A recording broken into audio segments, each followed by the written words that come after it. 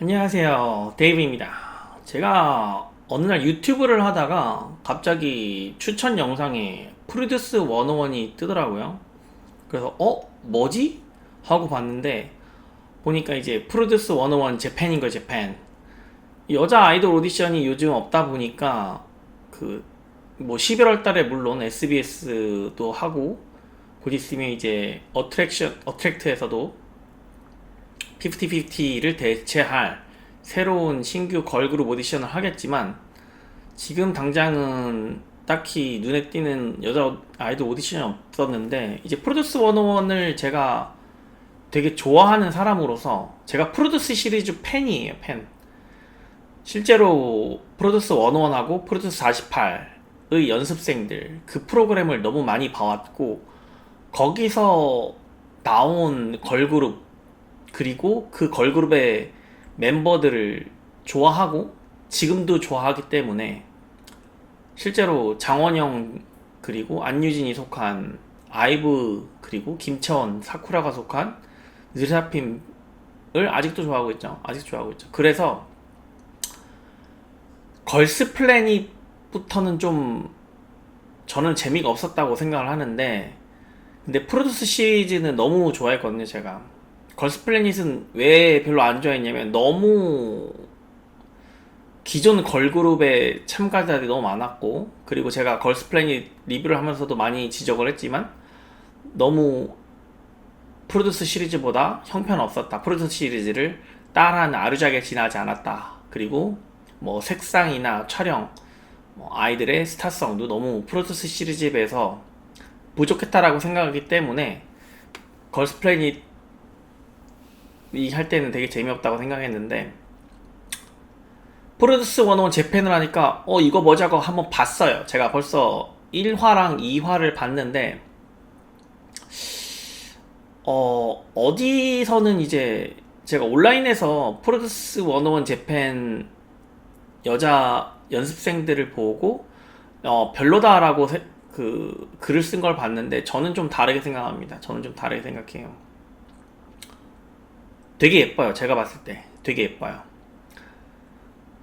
왜냐면 제가 이제 그 마지막에 Are You Next 리뷰를 하면서 또 언급한 게 있는데 초반에 이런 제가 언급을 했습니다. 새로운 뉴 페이스 결국은 기존 걸그룹에 보이지 않았던 그 캐릭터나 얼굴이어야 그 사람의 새로운 시장이 형성될 수 있고 먹힌다. 뉴스타로 성장할 수 있고 눈에 띈다 라고 말을 했죠. 근데 이제 일본 친구들을 보니까 딱 그런 거예요. 제가 봤을 때. 그러니까 한국 친구들이 예쁘고 그런 건 맞아요. 그걸 부정할 수는 없고 춤도 노래도 많이 트레이닝 되었다. 그런 거 부정할 수는 없지만 결국은 한국의 국내 여자 아이돌 오디션을 보면 항상 거기서 거기인 친구들이 나오는 것 같거든요. 결국은 눈에 너무 익숙하다는 겁니다. 외모부터 뷰티, 그 메이크업이나 그런 의상이나 말투 그런 것들이 너무 우리에게 익숙해져서 더 이상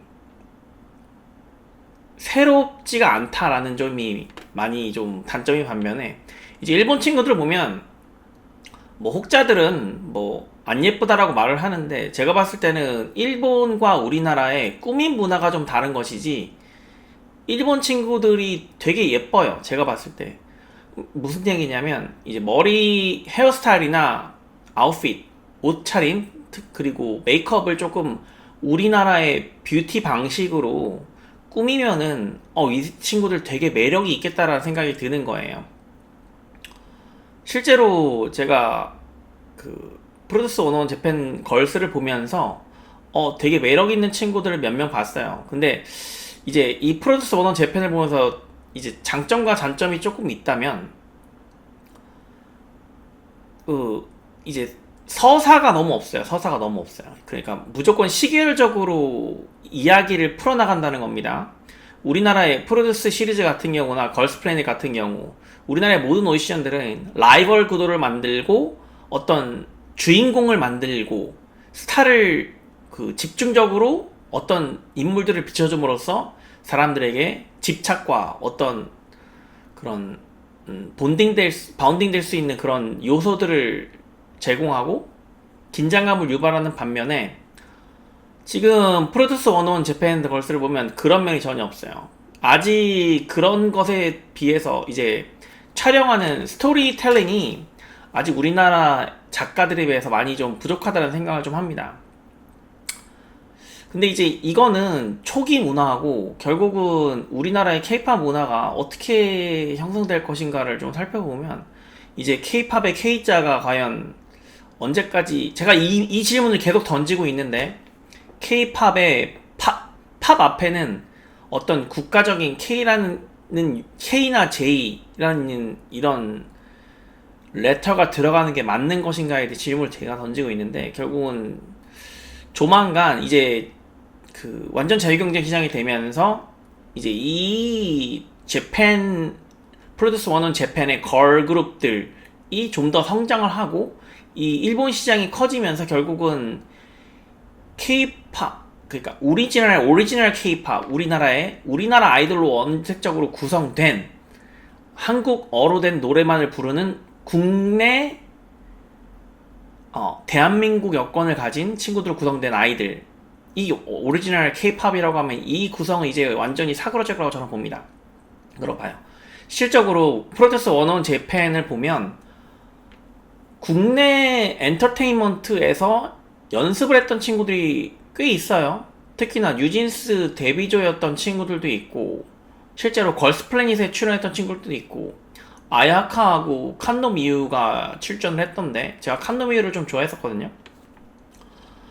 그런 거 보면 이 친구들이 다 체리블렛 멤버였던 친구도 있고, 그럼 무슨 얘기냐면 결국은 국내에서 아이돌을 할 수 있던 또는 실제로 했었던 친구들이 우리나라에서 활동을 했었기 때문에 이 친구들이 일본인인데 한국말도 할 줄 알잖아요. 그러면은 프로듀스 101 재팬에서 만약에 걸그룹 11명이 데뷔를 하면 이 친구들 중에서 한국말 하는 사람이 꽤 많을 거란 말이죠. 일본어로 된 노래도 당연히 부르겠지만 한국어로 된 노래도 와서 국내에서 부르면 과연 경쟁력이 없을까요? 제가 그 예전에 일본 여자성들로 구성된 XG 걸그룹에 대해서 리뷰를 한 적이 있는데 그 XG가 되게 잘 될 것 같았어요, 처음에는. 근데 XG가 크게 한 실수가 두 가지가 있죠. 한국에서 활동을 함에도 불구하고 한국말을 전혀 사용하지 않았다는 것과 한국을 존중하지 않았다는 거. 그리고 두 번째는 이 친구들이 좀 정변을 하면서 좀 변했으면 좋은데, 제가 봤을 때 이 친구들이 초반에 비해서 역변을 했어요. 역변. 네, 연예인으로서 좀 치명타라고 생각합니다. 그래서 이 친구들은 본인의 캐릭터를 좀 더 키워나가고자 변신을 하고 있지만 결국은 우리나라 사람들의 지지를 받지 못하면서 이제 뭐 시장에서는 경쟁에서 밀리는 모양새를 보이고, 니즈 프로젝트에서 나온 니즈는 되게 이쁜 친구들로 구성되어 있지만 실력이 많이 미천했어요. 그래서 국내에서 이슈가 안 됐고, 실질적으로. 그리고 한국말도 못하고, 이 친구들은 한두 명 빼놓고는. 근데 이제 프로듀스 48에 나왔던 일본 친구들, 그리고 걸스플래닛에 나왔던 일본 친구들, 그리고 니지 프로젝트에 나오는 일본 친구들, 그리고 지금 프로듀스 101 재팬에 나오는 일본 친구들 보면 점점 더 세련되고 점점 더 춤 실력이나 노래 실력이 향상되고 있다는 거예요. 그러면 보통 우리나라 여자 아이돌 그룹의 실력이나 외모들을 95점이라고 봤을 때 95점에서 96, 96점에서 97점 이렇게 올리기는 정말 어렵습니다. 근데 일본 여자 아이돌들을 뭐 10점, 20점으로 봤을 때 이 친구들 트레이닝 시켜가지고 80점, 90점으로 올리기는 너무 쉬워요. 이거는 금방 올립니다, 진짜로. 그러면은 90점이나 95점, 96점이나 과연 차이가 있을까? 저는 없다고 봅니다. 그러니까 스타성이 있는 친구들을 한 명 발견을 하면 춤이나 노래 실력은 그 정도 5점, 6점 차이 나는 거는 충분히 스타성이 가진 그룹들이 더 성공한다는 거예요.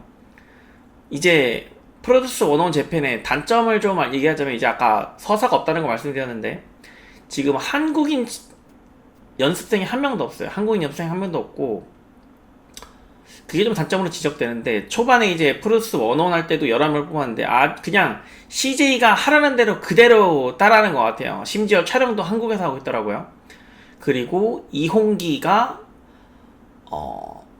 보컬 디렉터로 나오고 있고, 그것도 참 놀랍고, 그리고 아니나 다를까 이제 그 혼내는 그 심사위원들, 그리고 거기에 겁먹은 여자 연습생들 울면서, 그리고 엄마랑 통화하는 장면이라든지 중간에 이제 쉬는 시간에 그 프로듀스 101 남자판에 음악이 나와서 댄스를 한다든지, 그런 게 정말 완벽하게 똑같은 거예요. 이런 거 물론 단점으로 지적되겠지만, 이게 결국은 이 일본 방송사들이나 일본 연습생들도 이제 학습 능력이 있기 때문에, 이런 어떻게 촬영을 하는지와 우리나라에서 어떻게 촬영을 하는지, 어떻게 이거를 프로그램을 가지고 가고 스토리텔링을 하는지를 보고 배울 거기 때문에, 결국은 나중에 K-팝과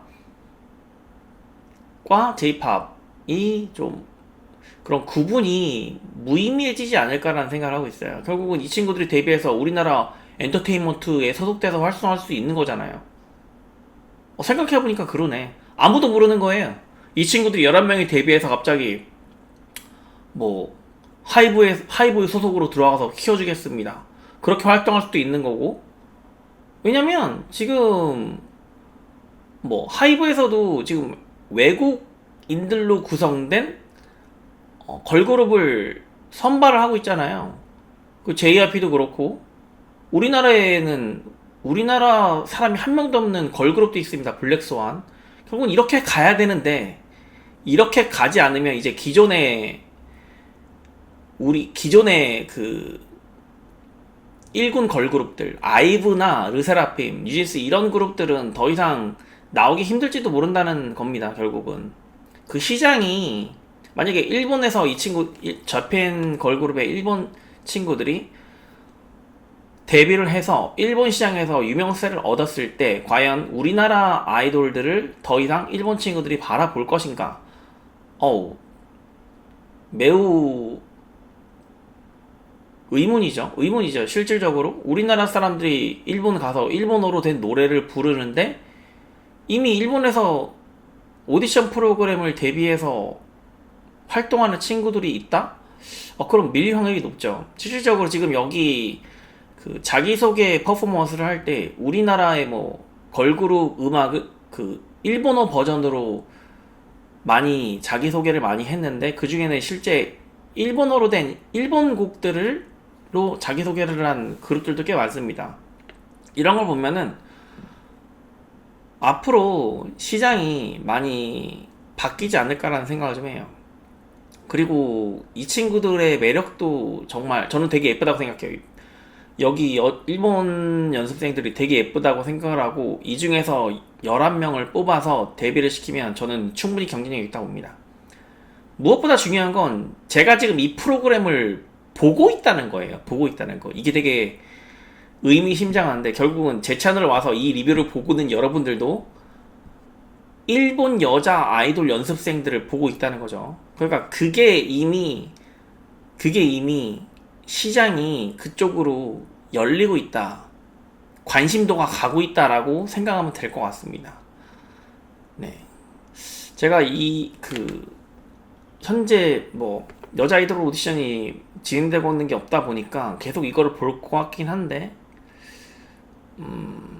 아직 뭐 눈에 띄는 스타 같은 거는 없을지도 모르지만, 뭐 장원영급은 현재로서는 없는 것 같은데, 적어도 우리나라 그룹에 체리블루 멤버가 있으니까 정말로 딱 그 정도 그룹은 충분히 여기서 잡아먹고 갈 수 있다.